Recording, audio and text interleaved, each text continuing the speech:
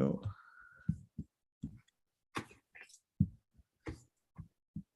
All right. Om Ajnanatimidandhasya Jnananjana Shalakaya Chakshurun Militam Yena Tasmai Shri Gurave Namaha. Mukhaṁ karoti vachalam pangum langhayate girim jatkripatamaham vande Shri Gurun Dinataranam. Shri Chaitanya Manobhishtam Sthapitam Yena Bhutale Swayam Rupakadamahyam Vidati Swapadantikam Pancha Kalpatarubhyascha Kripa Sindhobhyevacha Patitanam Pavanebhyo Vaishnavebhyo Namo Namah.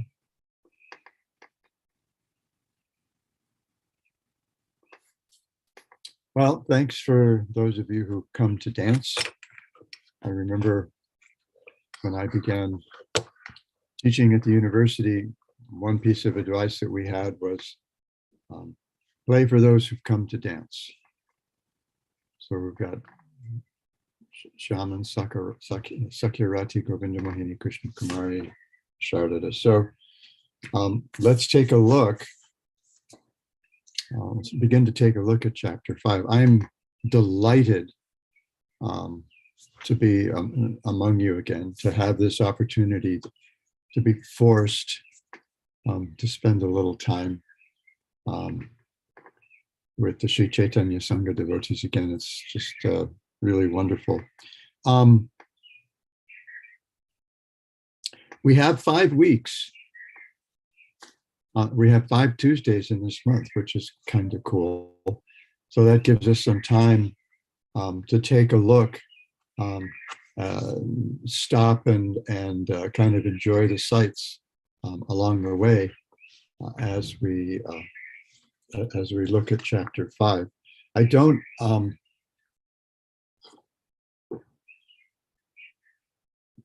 unfortunately have an overall plan yet. Things here have been quite busy. I've been terribly busy, and we're actually gearing up here at the Honolulu ISKCON Center. This weekend we'll have an festival marking the 50th anniversary of His Divine Grace Srila Prabhupada's installing our deities, the first Panchatattva deities in the West. And we don't have as many of the OGs, many of the original gangsta types, devotees that were here back then, and even before that, in the beginning. There'll probably only be a few of us because we're not 22 anymore. We're not 18. Yeah, somehow, I don't know how that happened, but most of us are probably in our 70s. I'm in my mid 70s. I'll be 75 this summer. And some of the devotees are finding it difficult to travel. So we're going to have as much fun as we can. So anyway, that's been that and a couple of my other projects, and then just the kind of daily stuff, and then the emergencies that always happen. I've kind of taken up my time. So I don't yet have an overall plan, but I do have kind of a plan for today. At the beginning of chapter 5, which is called Karma Sannyasa Yoga, the yoga of the renunciation of action.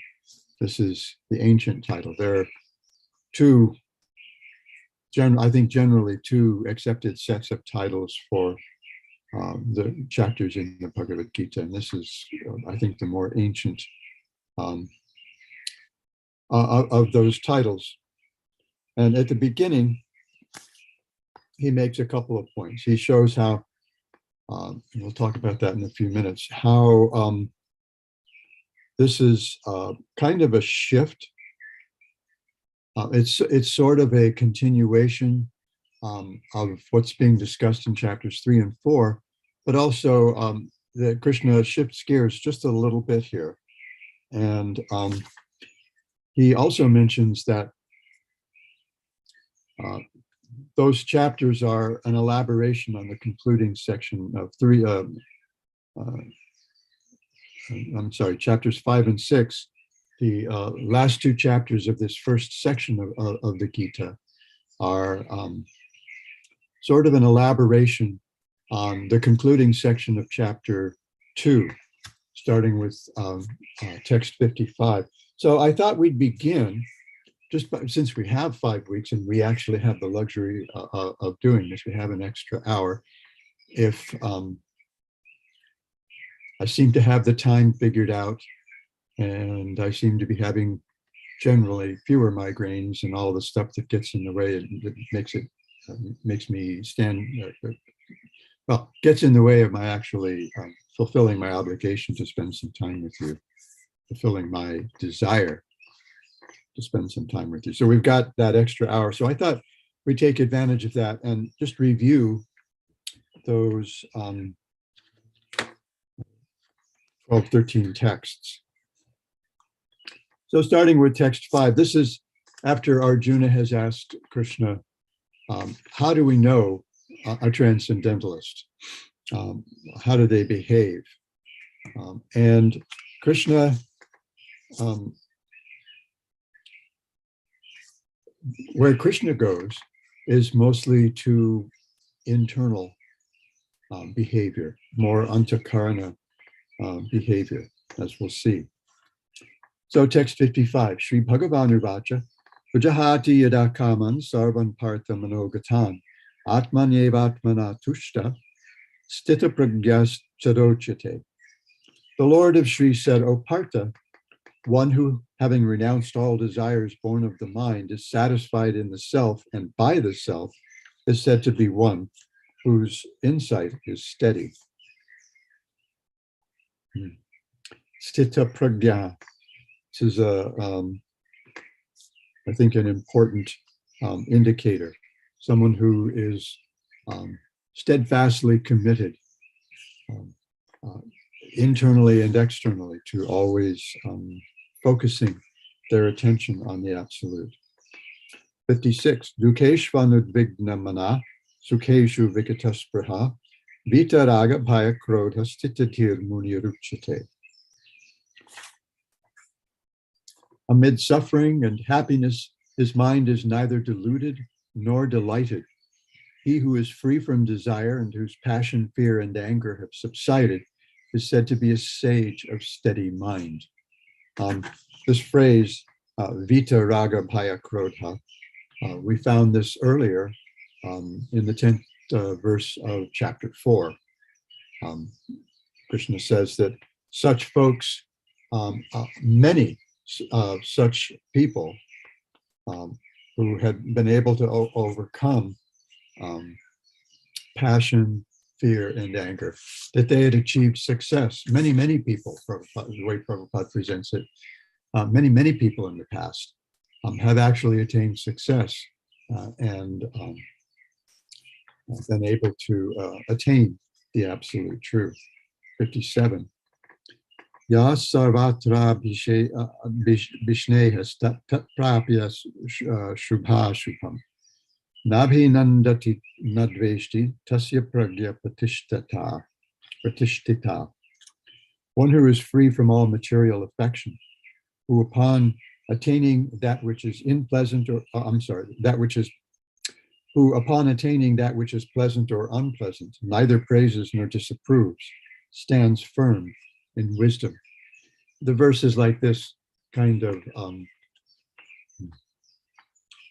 seem to work along with the 8th verse of the Brahmastuti. I haven't had a chance yet to listen in on any of Padmanabha Maharaj's classes on the Brahmastuti, but I know they'll always be there, and when I can make some time, that's going to be one of my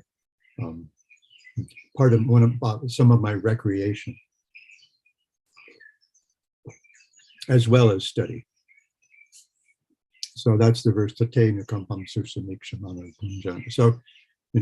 that if someone is willing to tolerate both the pleasant and unpleasant things, the results of our past karma, and remain steady in our practice, then they're certainly eligible to enter the kingdom of God, certainly eligible to attain the Lord, much as an heir to a great fortune needs only to stay alive in order to realize that legacy.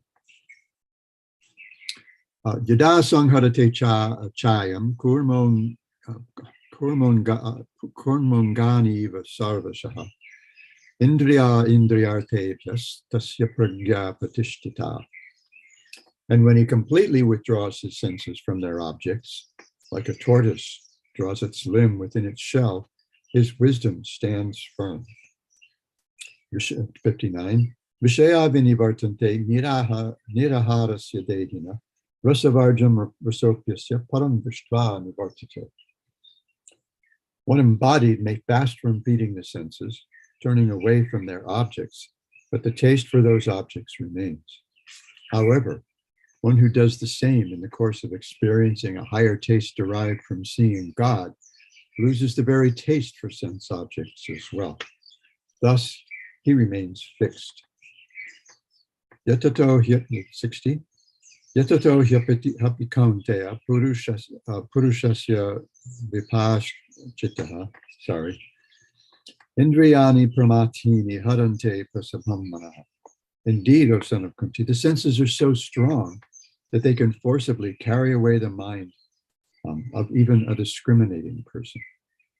Tani sarva 61. Tani sarvani samyamya yukta asita paraha vashe hiyasyendriyani tasya pragya pratishtita. So we see there's a sort of a leitmotif or pattern in this part of the second chapter of the Gita, being pratishtita, being solidly situated in our realization. Restraining the senses and disciplining oneself, one should sit fixing one's consciousness on me. Such a person is known to be steady in wisdom. Fixing his consciousness in me just reminds me also of the chapter in the Bhagavad-Gita on the process of yoga.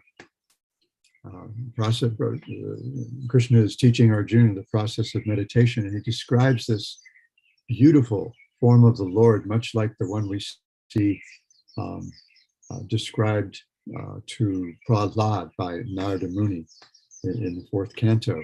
Beautiful form of the Lord in great detail. And Krishna says, meditate on this form. And then he says, then you zero in and you focus on the Lord's lotus face. Meditate on the Lord's lotus face. And then he says, look off into the sky. And then finally he says, then forget the whole thing and just take shelter of me.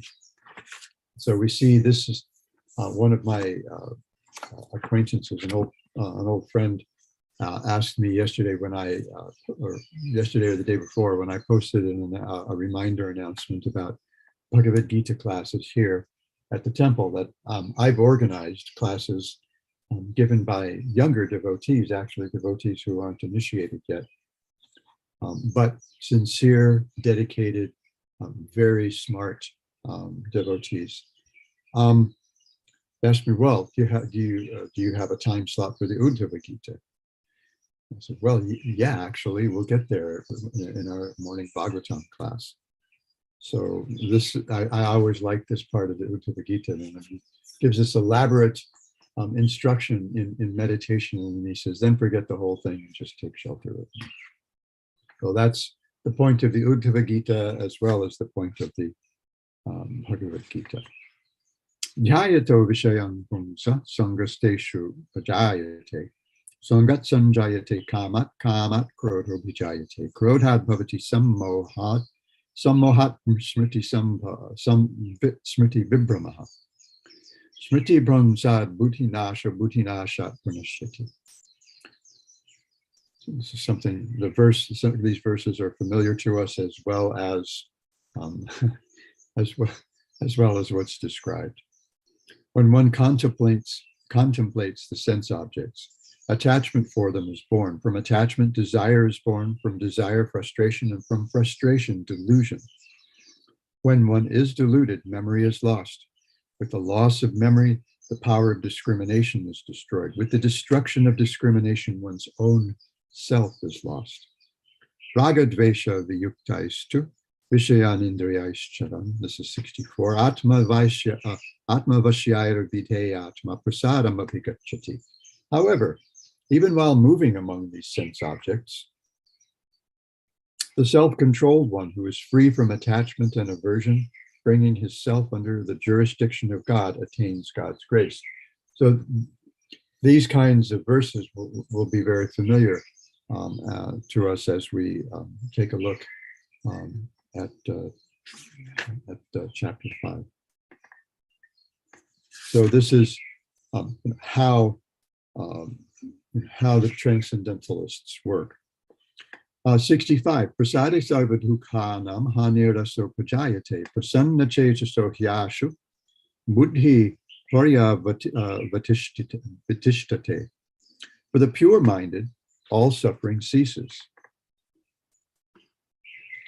Without a doubt, one who has attained purity of mind soon develops steadfast intelligence. So this is a nice reminder that it's mercy. Prasade sarvadhukhanam. It's mercy, the mercy of the devotees and the mercy of the Lord, the mercy of the spiritual master that actually destroys our suffering. Post-its here. Text 66. Nasti buddhira yuktasya nacha yuktasya bhavana nacha bhavayata shantir ashantasya kutasukam. Unless one is disciplined in yoga, one cannot have clear intelligence. Unless one is so disciplined, one cannot engage in meditation. Without meditation, there's no peace. And how can one have happiness without peace? Very familiar verse. And this is like a spoiler alert, I guess, for much of chapter 6. Indriyanam hi charatam yan mano na vitiyate tarasya harati pragyam vayurnavam ivamvasi. Whichever of the roving senses the mind runs after, that sense carries away one's intelligence, just as the wind carries away a ship on water. And also a little look ahead at chapter 6. It's text 68. Tasmad yasya mahabaho nirghitani sarvashaha. Nirgrihitani sarvashaha. Indriyan indriyartebhyas tasya pragya pratishtita. Therefore, again, pratishtita. Therefore, O mighty armed, one who completely withdraws his senses from sense objects is fixed in wisdom. Yan is 69. Yanisha sarvabhutanam tasyam jagarti samyami yasyam jagrati bhutani sarusha pashyato muni. That which is night for all sentient beings is like day for one whose senses are controlled. That which is the time of awakening for a sentient being is like night for the introspective sage who sees. Apuryamanam 70.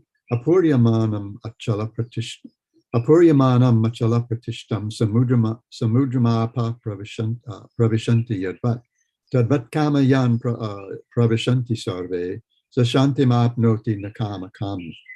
As the ocean remains still, even while rivers enter into it, he who remains unmoved in spite of all desires attains peace, not he who strives to fulfill such desires. 71. Vihaya kamanya sarvan pumans charati nishpraha nirmamo nirahankara sashantim adhikachati. A person who has abandoned all desires for sense indulgence acts free from desire. Indifferent to proprietorship and free from egotism, he attains peace. Esha brahmistiti partha nainam prapya vimukiti. Stitvasyam mantakalepi brahma nirvanam vrachati. O Partha, having attained this divine state, one is not deluded. If one is fixed in this consciousness, even at the moment of death, one attains Brahman and the cessation of all suffering. So I wanted to review those verses because for me, I find getting a sense of context always important. We have many examples of what can happen if we take an idea or even like a quotation from the Shastra out of its context. Sometimes it's easy to misunderstand it. Here, rather than correcting any misunderstanding, I think we have an emphasis about an emphasis of just what it is to, in the case of chapter 5, be able to act with detachment. And so both the action, as we'll see, both the action and the detachment are presented here in chapter 5. And we'll see an even greater emphasis on yoga and meditation in chapter 6. So at the beginning of his commentary on the first verse in chapter 5, I'm just going to read what Guru Maharaj, Swami Tripurari Maharaj has to say. He says, in chapter 3, Krishna stressed selfless action. In chapter 4, Krishna glorified knowledge over selfless action. In this chapter, Krishna stresses the renunciation of action that deepens knowledge. So we have a progression here. It's not that Krishna is dismissing anything that he said in chapter 4 when he speaks what we hear in chapter, he's not dismissing anything that he says in chapter 3 when he speaks what we hear in chapter 4, and the same goes for chapter 5. But he's building on, he's developing the ideas further with progressive profundity, progressive depth. So that's what we'll see in chapter 5. So with your permission, it's only 29 29 texts, and I would like to read through these to kind of just set this so that we have a quick overview of the entire chapter before we begin to discuss any of the particular features. Many of these verses, of course, will be familiar to those of us who've been around even a little while. And certainly the 5th verse, which many devotees cite quite frequently.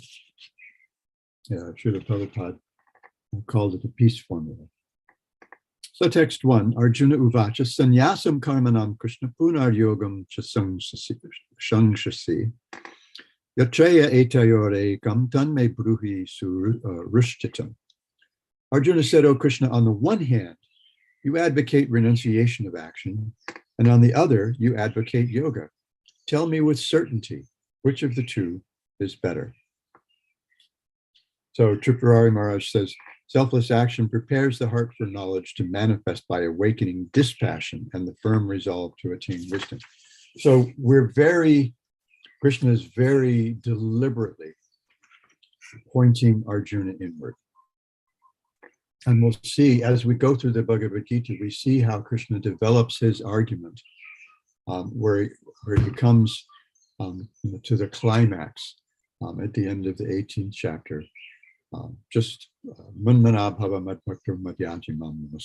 Basically, he's just saying, just love me, echoing what he said at the end of the 9th chapter. So we see this idea, we see this instruction, this admonition, both in the very center of the Gita, and then again at the end. So the emphasis almost couldn't be stronger. And then he tells us in the next verse, in the 18th chapter, what that means practically. Sarva dharman parityajya mamekam sharanam vraja aham tvam sarva papebhyo mokshayishyami ma shucha. Forget all conventional senses of religion, all the things that we've discussed so far. You really could just set those aside and take exclusive shelter of me. And if there's any difficulties arise as a result of that, even sin, even if any sin were incurred in doing so, I personally have the power to relieve you of the results of any sin or apparent negligence or whatever. Text 2. Sri Bhagavan Uvacha Sannyasa Karma Yogascha Nishayasa Karabhubhav Tayostu Karma Sannyasat Karma Yogo Vishishyate. The Lord of Sri said, both renunciation of action and selfless action lead to ultimate happiness. However, of the two, selfless action is better than the renunciation of action. So this is a nice way of characterizing detached action. What are we detached from? We're detached from the sense of proprietorship over the things that we encounter in this world. We're detached from the false ego, the ahankara, the sense that this is about me, that I've done this and this is really, everything revolves around me. We tend to see ourselves as the center of the universe. Things are important according to how close they are to me. My things, my family, my friends, my country, these things are important to me. And so the detachment is detachment from this false sense of who we are and what we're about. Text 3. Geya sanitya sannyasi yo na dveshti na kankshati nirdvando hi mahabaho sukham bandhat muchite. A person who is free from both hatred and desire is always renounced. Being indifferent to dualities, O mighty armed, he's easily freed from bondage and attains liberation. Text 4. Sankhya yoga pratagpala pravadanti na panditaha ekam apyas astita samya gubhayor vindate palam. Childish persons, not the learned, declare that contemplative life and selfless action are separate. One who practices either of these correctly achieves the same result. Yat sankhya prapyate sthanam tad yogaya rapi gamyate ekam sankyam cha yogam cha yapashati sapashati. That destination attained by the contemplatives is also attained by the yogis. Contemplative life and karma yoga are one. One who perceives this sees things as they are. Yapashati sapashati. You see like this, then you see things as they are. Sannyasastu mahabaho dukkamaptum ayogataha yoga yukto munir brahma nachide adhikachati. Again, we've got this attainment of the absolute, adhikachati. However, renunciation of action without yoga, O Arjuna, is difficult. The sage who has practiced in yoga, however, quickly attains the absolute. Yoga yukto vishuddhatma vichitatma jitendriyaha sarvabhutatma bhutatma kurvan apina lipyate. Engaged in yoga, one whose intelligence is purified, whose mind is controlled, and whose senses are conquered, and who is thus identified with the self of all beings, is not implicated even when acting. 8 and 9. Naiva kinchit karomi iti yukto manyeta tatvavit Pashyan shrinvan spashan jigran ashnan gachan swapan swasan Pralapan vishwajan grunan unmishang nimishan napi indriyan indriyarteshu vartanta iti dharaya. A person who is steadfast in yoga and who knows things as they are, these are the things we've just been hearing about, this steadiness in our practice and the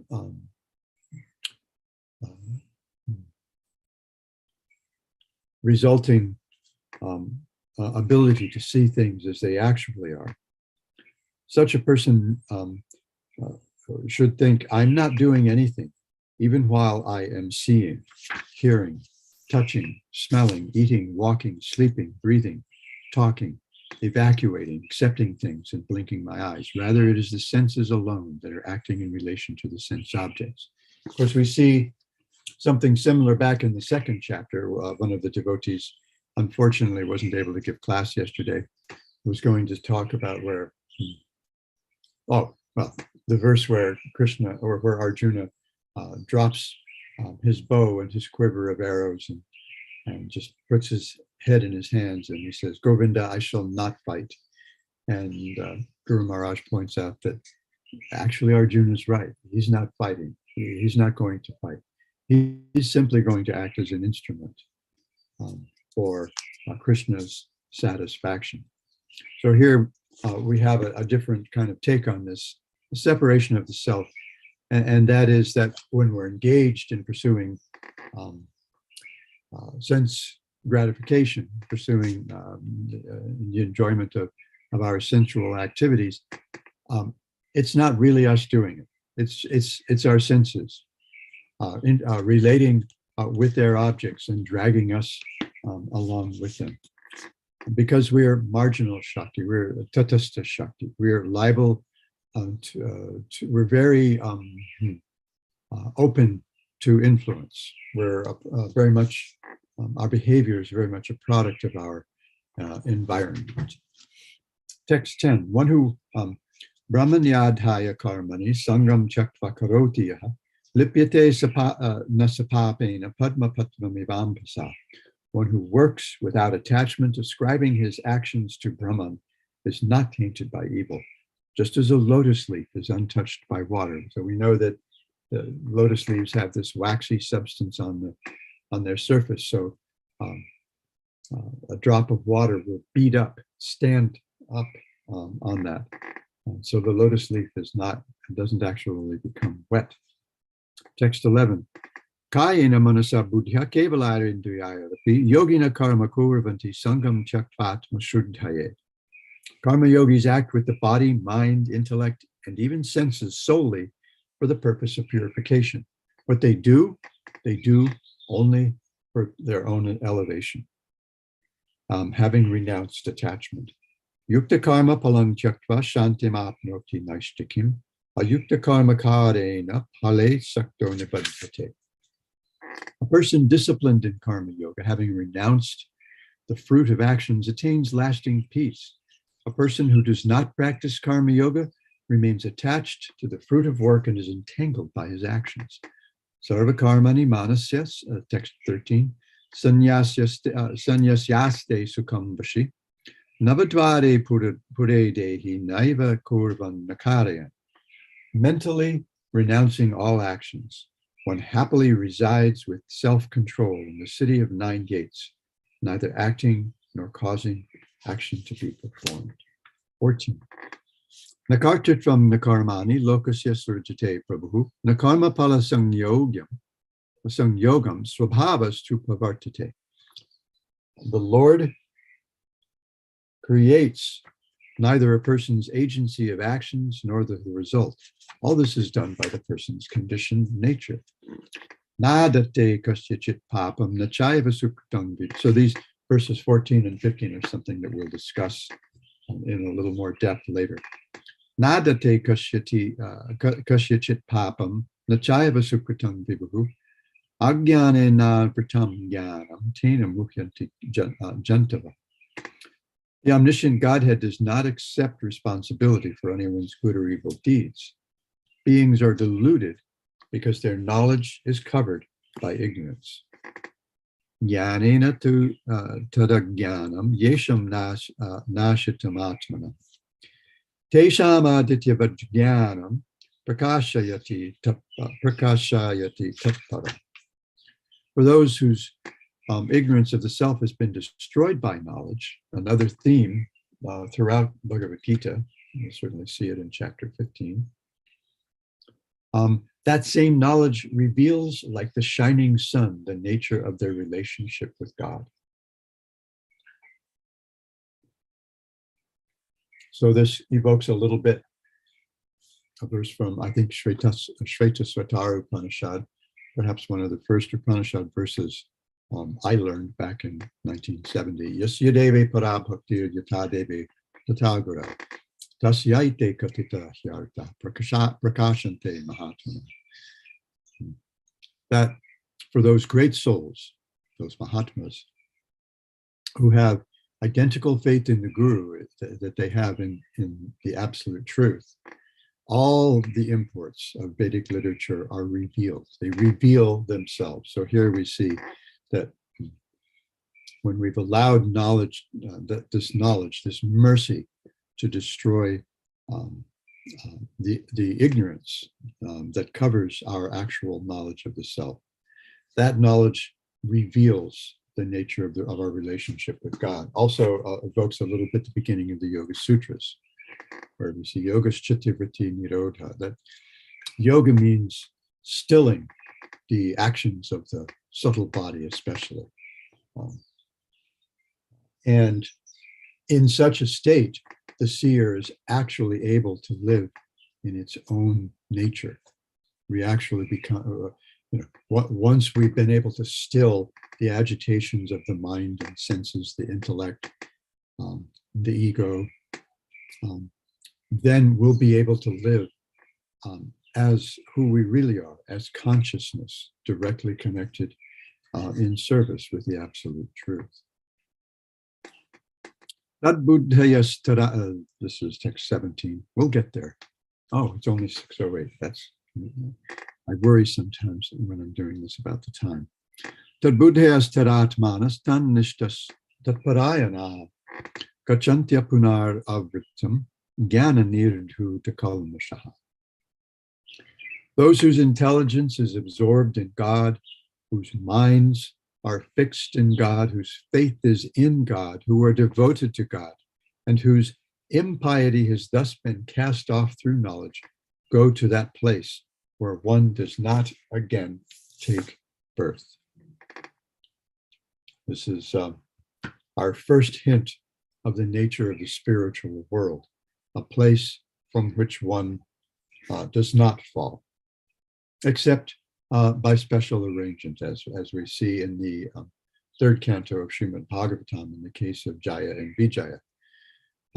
When the Kumars realize that their curse,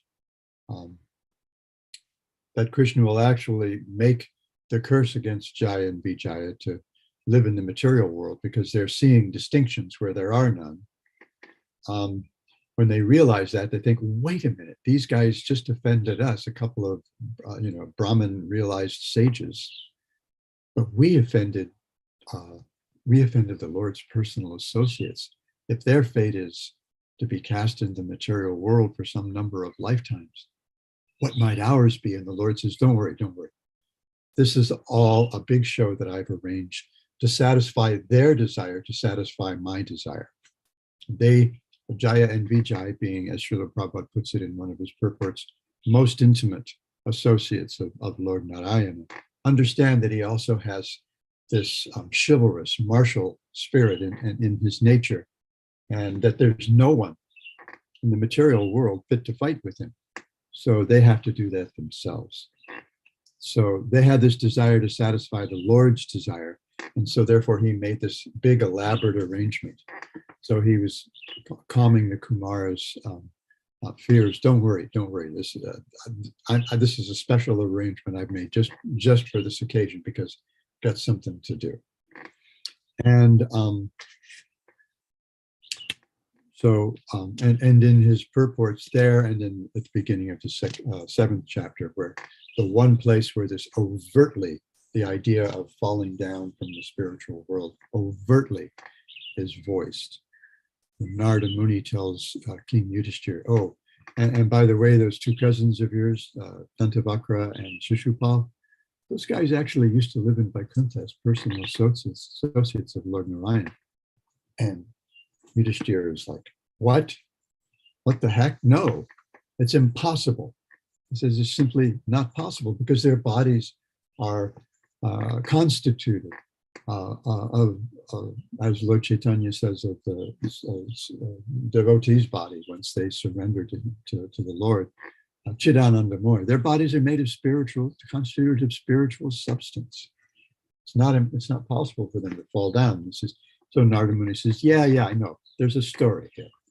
And so this is how we get set up for the Leela between Lord Nrsingadev and Hiranyakashipu. So go to, and we'll see this echoed three more places in at least three more verses in the Bhagavad-Gita. That place from which going no one returns. Then another very familiar verse, Vidya Vinaya Sampanne Brahmane Gavihastini Shune Chaiva Svapake Cha Pandita Samadarshina.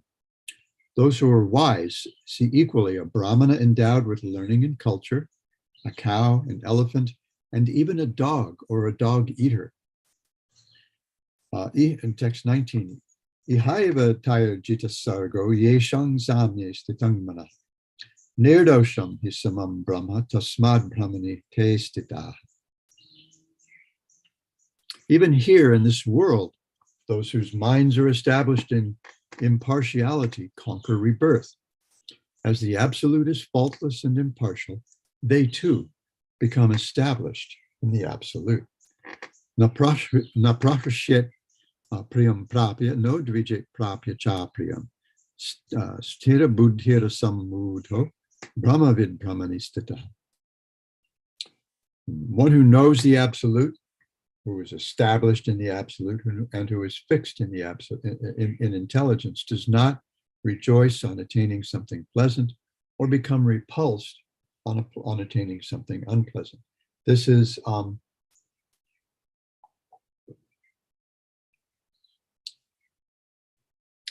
a familiar situation for most of us, that when something nice happens to us, we celebrate. And when something bad happens to us, we become at least downcast, angry, depressed, frustrated, whatever. So we need to move beyond this. So because we're always swinging back and forth between these things. Krishna says in the Gita that our attachment to the enjoying the objects of the senses is actually the source of our suffering. Dukkha yonaya evate. Yoni meaning literally womb, or figuratively the origin. Text 20. Na prashashit priyam prapya no dvij. Oh, I just did that. Text 21. Ahya sparshvesha saktatma vindatyatmani yet sukham. Sabrahma yoga yuktatma sukham akshayam ashnute. One whose mind is not attracted to sense pleasure, who finds joy in the self, and whose self is united with God in yoga, attains unlimited happiness. And here we go. Yehi sparsha jab, yehi sang sparsha jab bhoga, huka yonaya evate. Adyantava kaunte, adyantavanta kaunteya, nate shuramate buddha. Certainly, pleasures born of sensual contact are nothing but wombs of misery. Since they have a beginning and end, O son of Kunti, the wise do not rejoice in them. We get all excited about something nice that happens. An example from my own life was many years ago, after spending considerable time and energy and even money looking for permanent employment rather than being a part-time instructor on a number of college campuses, college and university campuses. I got a tenure-track job, full-time, generally as a permanent job actually at a college that I thought was my first choice for teaching. And after I was offered the position, I actually told the president of the college when we hung up, I said, yeah, if you'll excuse me, I think I have to just kind of like jump around the apartment for a few minutes. And then a few years later, when I wasn't awarded tenure mostly because of the chemistry between the department chair and me, then there was big depression. It was a very, very difficult moment for me emotionally. Even though intellectually I understood that the whole situation was providential. I mean, there was no reason other than that poor chemistry that I shouldn't have gotten that position. But Krishna had made some arrangement. Perhaps I was a little too comfortable living in our modest little home in the country, in the middle of an island, smack in the middle of the Pacific Ocean. And even though our spiritual practice, my wife's and my spiritual practice, was not just solid, but actually progressive, still seemed perhaps I was just a little too comfortable with that. And so Krishna says, well, you like your cage, I know how to rattle it a little bit. So here we go. So this is my own experience with that. If I hadn't gotten that job, I wouldn't have gone through the emotional pain that I experienced when I lost it. And so getting that job was actually a source of misery. Shaknoti haiva yashodhum praksharira vimokshanat kamakrodha bhavam vegam sayukta sasukhi nara. A person in this world who can tolerate the agitation that arises from desire and frustration until he is liberated from the body is fixed in yoga. He is happy. He is a human being. So Arjuna says, well, tell me what a transcendentalist looks like. And he says, well, he looks like a real human being. Someone who's happy because they're not disturbed by the vicissitudes of material nature. Yogas chitti vritti nirodha, chitta vritti nirodha. They're living in as consciousness, undisturbed by all these vicissitudes of material life. Text 24. Oh, we will be able to finish. Yonta sukon tararamas tatan tair jyotireva yaha sa yogi brahmanirvanam brahmabhuto dikachati. Again, this attainment. How? One who finds happiness within, who delights within, who is illumined within. Such a yogi is established in self-realization. Such a yogi established in self-realization attains the cessation of material existence in Brahman. Text 25. Labante brahmanirvanam rishayakshina kalmashaha chinna dvaidha yatatmana sarvabhuta hiterataha. The seers whose impiety has been vanquished, another theme we see in this chapter. This is coming up again. Ignorance and the impiety are vanquished. How? By mercy, by exposing ourselves to the knowledge that destroys that ignorance and impiety. The seers whose impiety has been vanquished, whose doubts have been slashed, who are self-controlled and live for the welfare of all beings, attain the cessation of material existence in Brahman. Kama krodha vimuktanam yatinam yatachetasam abhito brahmanirvanam vartate viditatmanam. Those renunciates who are free from desire and anger, who have controlled their minds and know the self, attain the cessation of material existence in Brahman, both here and in the hereafter. Texts 27 and 28. Sparshan kritva bahir bahyams chakshus chaivantare pruvaho. Pranam panau samau kritva nasabhyantaracharina. Yatendriya mano bhutir munir moksha parayana. Vigatecha bhayakroto yasada mukta evasaha. Shutting out external sense objects, fixing the eyesight between the two eyebrows, equalizing the incoming and outgoing breaths that move through the nostrils, restraining the senses, mind and intelligence, and dedicating oneself to liberation. He from whom desire, fear, and anger have departed is forever liberated. And then Krishna closes the chapter with a very familiar verse. Bhoktadam yagya tapasam sarvaloka maheshwaram suhridam sarvabhutana yatva mam shantam vrachati. Knowing me to be the enjoyer of the results of sacrifice and austerities, the great controller of the entire world, and the friend of all creatures, one quickly attains peace. So this is what Srila Prabhupada put forward as Krishna's peace formula, because this is how we attain peace. By going within, Arjuna is asking at the end of the 4th chapter, how can we recognize a transcendentalist? How does a transcendentalist move? What do they talk about? What are they thinking about? How do they dress? How do they sit? And Krishna says, well, the main thing is what's going on in their hearts. And that actually gives them peace. That actually affords them the happiness that everybody's seeking. So these 3 things, Bhoktaram Jagatapasam, Sarvaloka Maheshwaram, and Suhridam Sarvabhutanam.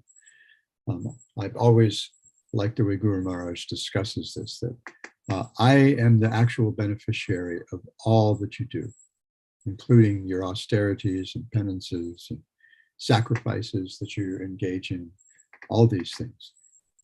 And I'm also Sarvaloka Maheshwaram, also the Supreme Lord of all the worlds.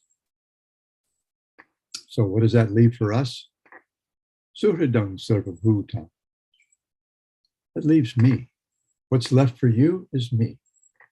And I happen to have everything. Everything's under my control. It's all mine. It's completely under my control. And you've got me. How do you have me? Suhridam Sarvabhutam. We're going to talk about this a little bit more when we get to the end of the chapter. But I really like the use of this word suhrit. Srila Prabhupada points out sometimes that there are 3 broad kinds of friends. Bandhu, Mitra, and Suhrit. So I think Bandhu is like an acquaintance. Mitra is a friend, a buddy, someone who's dear to you. But Suhrit, that's someone whose heart belongs to you. Suhrit, they have a good heart for you. They're always, as Srila Prabhupada signs his letters, always our well-wishers. So Krishna is making this claim. I am God. I'm the controller of everything. I'm the owner of everything. But I am also the dearmost friend of you and every living entity. So you're not going to want for anything if you surrender to me. I become yours and you become mine. And we see this especially in higher stages of bhakti. Srila Prabhupada sometimes defined Krishna consciousness with this very high standard. He understands this is real ego, that I am Krishna's and Krishna is mine. These are signs of higher stages of bhava and prema. We see that in the Bhakti Rasamrita Sindhu. This mamata, this transcendental mamata, sense of possessiveness of Krishna. But it's a reciprocal possessiveness because we understand that we also completely belong to Krishna. So that's a kind of a little background and overview. Guru Maharaj advises us at the beginning of his commentary on the first text in chapter 5 that chapters 5 and 6 are actually building on 3 and 4. So none of these chapters rejects the others. They build and they develop. Krishna develops his argument, as I said, by a progressive depth, progressive profundity, until he gets to the very end where he gives the most confidential knowledge. Almost, if I tell you, I have to kill you kind of confidential. The most secret of all secrets. And when I get to the end of the 18th chapter, I often advise devotees, now it's time to buckle up because Krishna's going to tell us the most secret of all secrets, and it's going to be an exciting ride. We have 5 minutes left, so I'll stop here and see if anyone has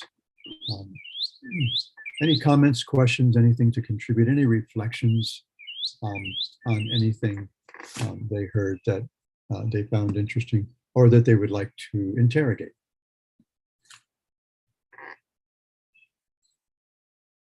I see Kanaram has unmuted himself. I was expecting this. Thank you.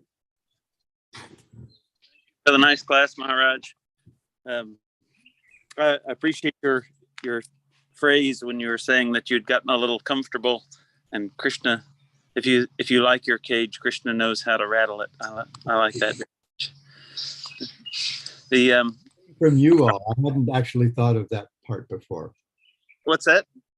I hadn't actually thought of that part before, that if you're a little comfortable in your cage, Krishna has a way of rattling it. That I hadn't really thought of that. So that was inspired by you all. But I had just a bit of a reflection, I guess, that Heather is now working toward her tenure track position, and she's working very hard for it. It's a dream and her long-time ambition, and I think it's great. But so I'm trying to encourage her. But I see where my samskar for giving her some, like, I don't know, a dose of reality. I have a samskar from that, having heard your story, to say, like, well, like you have this big dream and it's great, but I don't think it's going to be as wonderful as you think it's going to be when you get there. So I'm trying to be encouraging, and I'm trying to bear in mind the perspective for her sake about it, and for mine as well. So. Yeah, we're still there with those people. And, when by the time we come up for tenure, after whatever it is, 4 or 5 years, they've gotten to know us and we've gotten to know them. And a big part of the deal is their decision is this someone we want to spend our time with for the next 10 or 20 years or more? Mm-hmm. Still pretty young, so could be a long haul. However, also by the time we get there, most of us succeed. It's a huge grind. I remember how much work went into putting everything together. You've got to put together tables showing how your student evaluations and your peer evaluations make you look great. And I mean, it's just a huge thing. And you work and work and work and work and work toward it, and you hope, okay, you kind of cross your fingers and stick it. Well, for me, it was a little more on edge, because I was a little more on edge because I knew that Pam wasn't happy, that we had completely different approaches to teaching writing. Hers was more utilitarian. Mine was writing as a way of thinking. And between that and the fact that she's like hyper organized and I'm not, just made it a kind of a difficult haul. And she had been there forever, so she knew which levers to pull and buttons to push to torpedo my effort with the tenure committee. So, and it was hard, but the 5 years that I was teaching there weren't, as you suggest, all that I hoped they would be either.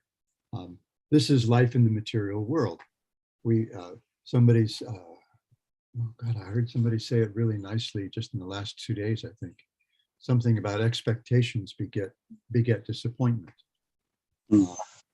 So that the higher our expectations, the greater the disappointment that may come, or that will come inevitably, because as we saw in chapter 5, even the best of our attainments are temporary. You see this also at the beginning of chapter 2, where these devotees here are. In one of his purports, Srila Prabhupada refers to the verse where when your pious credit runs out, even if you attain Swarga, when your pious credit runs out, Kshine Punya Martilokam, or something, you have to fall back down into a nasty place like this. Thank you. That's a good, and I have all best wishes for Heather. I have no doubt. I'm actually quite confident that she'll get tenure. And if she doesn't, because of her spiritual practice, that she'll be able to weather it quite easily. Yeah. The hard part is if you don't get tenure, then you have to go. So start looking again, which is, She's got a sharp resume. She'll land on her feet. She certainly will. But I don't think it'll come to that. I think she'll. She seems to have fit in and made quite wonderful contributions there. So I'm sure that their appreciation for what she's brought to the school will get her over the line so that she can continue. A quick comment from Sharada.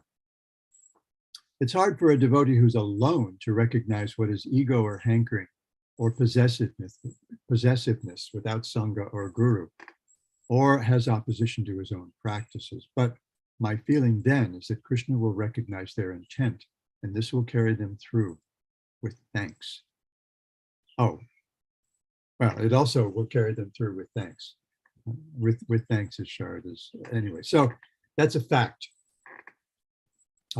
We need the best association we can, but ultimately, what it all boils down to is that Krishna is bhavagrahi. We see that in Sri Chaitanya Bhagavat, where I don't remember the context at the moment, but the verse is that a foolish person may say Vishnaya when Vishnave is more appropriate. But whatever the case, Krishna is bhavagrahi. Krishna sees the devotee's intent. And so, we see that Krishna tells us the essential ingredients for something to be acceptable to him. Patram pushpam palam toyam yome bhaktya prayachati. In that verse twice, he tells us that the essential ingredient is our bhakti. Whatever bhakti we bring, whatever our intention is, Krishna understands that. And this is one thing that the devotees, the younger especially devotees that I've been working with, that I've been able to share with them, is that really it's about our intention. And these are such smart, sincere devotees that I see such a happy future in them. Because as Srila Bhakti Rakshak Sridhar Dev Goswami says, sincerity is invincible. Yeah, that's a fact. So when we're alone, when our close company isn't supportive of our practice, and we don't have physical proximity, we don't have we're not able to spend much time personally with the Guru, then we take the instructions of the Guru as the pride of our pride and joy, as the most important thing in our life,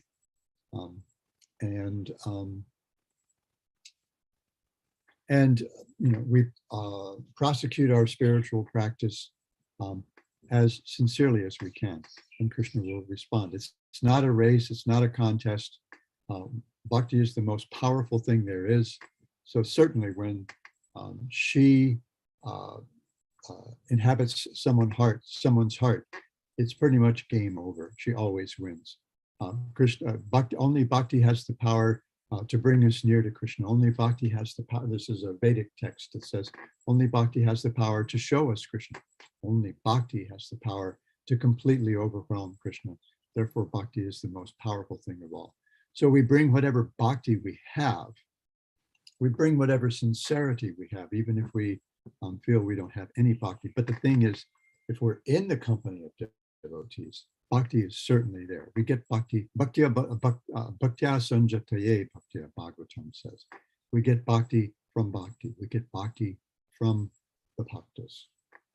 So so that sincerity is actually our secret ingredient that we add to all of our activities. Thank you so much for the wonderful comment. Is there anything else?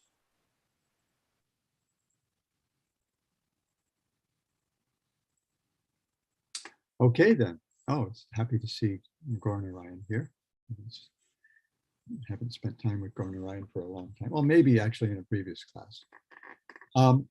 With that, I will ask your permission to end the session, and with great gratitude for your company and for the opportunity, and gratitude again, always, as always, to Padmanabha Maharaj for giving me this opportunity to associate with you and to focus on the sacred words of the Lord and our acharyas. Thank you all so much. Pancha kalpa tarubhyascha kripa sindhubhya eva cha patitanam pavanebhyo vaishnavebhyo namo namah. Hare Krishna. Sripad Bhakti Abhay Ashram Maharaj ki jai. Or Bhakti Vrinda ki jai. Oh, you're very welcome, Gaur Narayan. Thanks for coming. Hare Krishna.